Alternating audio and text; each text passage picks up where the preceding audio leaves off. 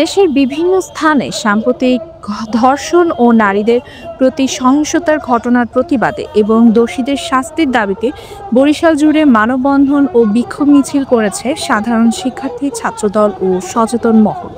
আমরা চাই তাদেরকে গ্রেফতার করে ক্ষান্ত করেন না, তাদেরকে রাজপথে আগুন দিয়ে পুড়িয়ে দিন। দর্শনকারীরা দেখো যে বাংলাদেশে কোনো দর্শনকারীদের জায়গা হবে না।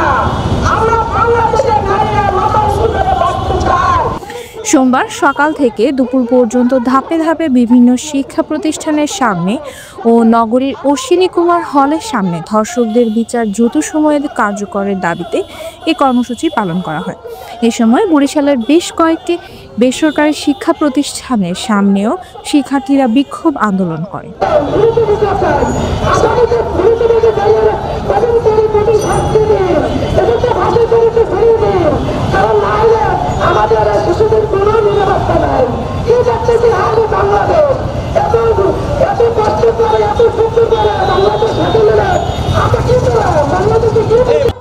এদিকে সকালে সরকারি বিএম কলেজ ও শেরেবাংলা মেডিকেল কলেজের সাধারণ শিক্ষার্থীরা মানববন্ধন করে।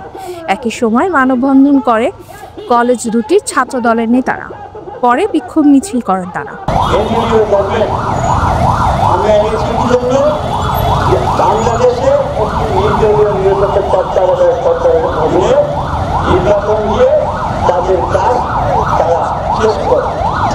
আমরা দেখছি এই সরকার আসার পরে দেশের আইন শৃঙ্খলা বলতে সকল ক্ষেত্রে আজকে পর্যন্ত দেখেন। একই সময়ে নগরীর অশ্বিনী কুমার হলের সামনে ধর্ষকদের ফাঁসির দাবিতে মানববন্ধন করে নারী ও শিশু অধিকার ফোরাম।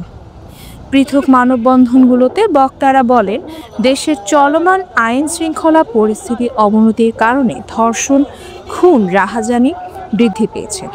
আছিয়ার ধর্ষণকারীকে দ্রুত আইনের আওতায় এনে বিচারের দাবি করতে হবে। এছাড়া মব জাস্টিস নামে চলমান অস্থিতিশীল পরিবেশ রোধ করার জন্য সরকারের প্রতি জোর দাবি জানান তারা। নিউজ ডেস্ক, এরিনা রয়, রিপোর্ট 71।